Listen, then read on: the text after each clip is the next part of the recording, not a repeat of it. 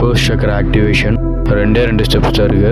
Step 1, daily 3 வாட்டி morning, afternoon, evening பிராணாயாமம் செய்யுங்க. 10 to 15 மினிட்ஸ் மினிமம் செய்யணும். உங்கள் ப்ரீத்திங்கை மட்டும் லிசன் பண்ணுங்கள்.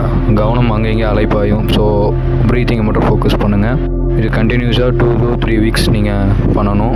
செகண்ட் ஸ்டெப், ஒரு டார்க்னஸான ரூமில் கேண்டில் ஆர் மண் விளக்கு ஏதாவது இருந்தால் 3 வீக்ஸ் பிராணாயாமம் கம்ப்ளீட்டாக முடிச்சிட்டிங்கன்னா 10 மினிட்ஸ் வந்து பிராணாயாமம் பண்ணணும். லாஸ்ட்டு 5 to 7 மினிட்ஸ் வந்து நீங்கள் அந்த லைட்டை ஃபோக்கஸ் பண்ணணும். லைட்டை ஃபோக்கஸ் பண்ணணும்னா கண்களை திறந்த நிலையில் அந்த லைட்டை நீங்கள் ஸ்ட்ரைட் வேல வச்சு நீங்கள் அந்த லைட்டை ஃபோக்கஸ் பண்ணி பார்க்கணும். 5 to 7 மினிட்ஸ் லைட்டை ஃபோக்கஸ் பண்ணும்போது உங்களுக்கு ஆக்னிங்கிற ஒரு சக்கரை ஆக்டிவேட் ஆகும். புருவ மெட்டியில் நடுவில் இருக்கும், 2 புருவத்துக்கும் நடுவில். அது ஆக்டிவேட் பண்ணுறதுக்கு தான் நம்மளோட முன்னோர்கள் அப்போலேருந்தே இந்த பொட்டு, சந்தனம் எல்லாமே வைப்பாங்க. பட் அது தெரியாமல் நம்ம காலப்போக்கில் அது வந்து ஸ்டைலுக்காகவும் ஒரு லுக்குக்காகவும் வைக்கிறோம். ஸோ இது எப்படி இருக்குன்னு ப்ராக்டிஸ் பண்ணிவிட்டு எனக்கு கமெண்ட் செக்ஷனில் மென்ஷன் பண்ணுங்கள் எப்படி இருக்குன்னு.